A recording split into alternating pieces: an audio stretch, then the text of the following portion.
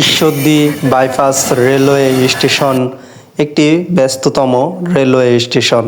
এখানে অনেকগুলো ট্রেন, বিশেষ করে উত্তরবঙ্গগামী এবং ঢাকাগামী ট্রেনগুলো এখানে যাত্রা বিরতি করে।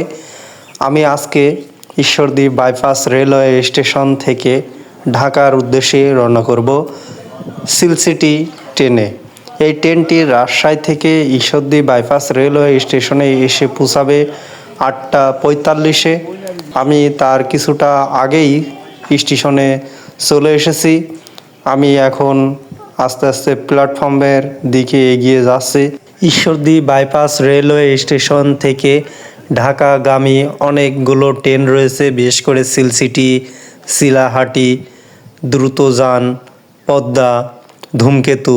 এভাবে আবার ঢাকা থেকে ছেড়ে আসা ট্রেনগুলোও এখানে যাত্রা বিরতি করে।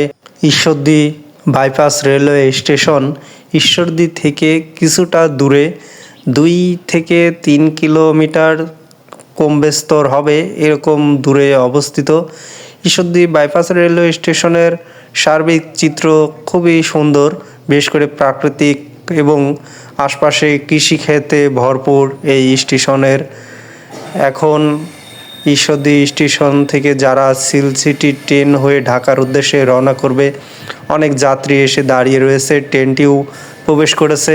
রাজশাহী থেকে ছেড়ে এসে ঈশ্বরদী বাইপাসে সিলসিটি ট্রেন কিছুক্ষণ অবস্থান করবে। এখান থেকে যাত্রী ওঠার পরে আবারও ঢাকার উদ্দেশ্যে রওনা করবে সিলসিটি ট্রেনটি। এখন আমরা সিলসিটি ট্রেনে উঠে ঢাকার উদ্দেশ্যে রওনা করব। সবাই ভালো থাকবেন, সুস্থ থাকবেন, এই বলে বিদায় নিলাম।